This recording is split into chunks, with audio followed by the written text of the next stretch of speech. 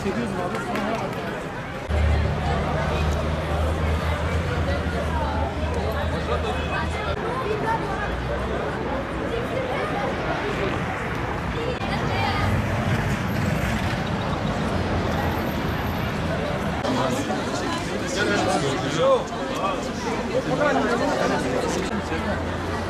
bir son kablo aşağı salın.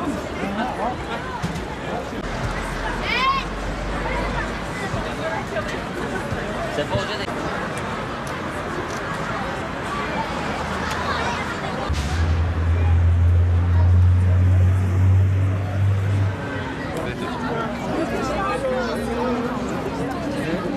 Kan çıkmadı, bir daha yap.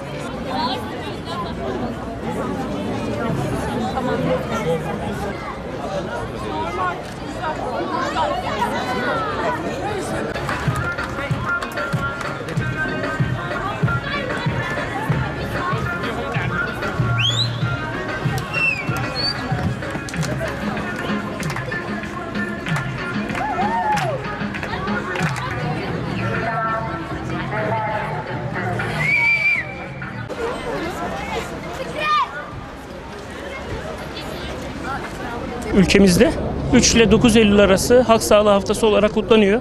Biz de Mardin'de Sağlıklı Hayat Merkezimizin önünde kurum amirlerimiz, kaymakamlarımızla ve halkımızın yoğun katılımıyla gerçekleştiriyoruz.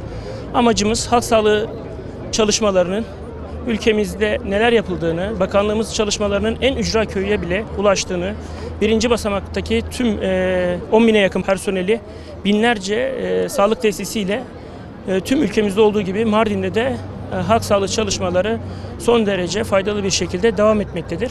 Amacımız arkamızda gördüğünüz Sağlıklı Hayat Merkezi'ni ile birlikte vatandaşlarımızın halk sağlığı konusunda bilinçlendirmek, sağlıklı beslenmeleri, fiziksel aktivite, tütün ve madde bağımlılığı, kanser taramaları, kronik hastalık takibi, gebe ve loğusa takibi, bebek izlemleri, tabiri caizse bir derya denizin içerisindeyiz ve bunu çalışanlarımızla Mardin'de son derece bakanlığımızın destekleriyle başarılı bir şekilde yürütüyoruz.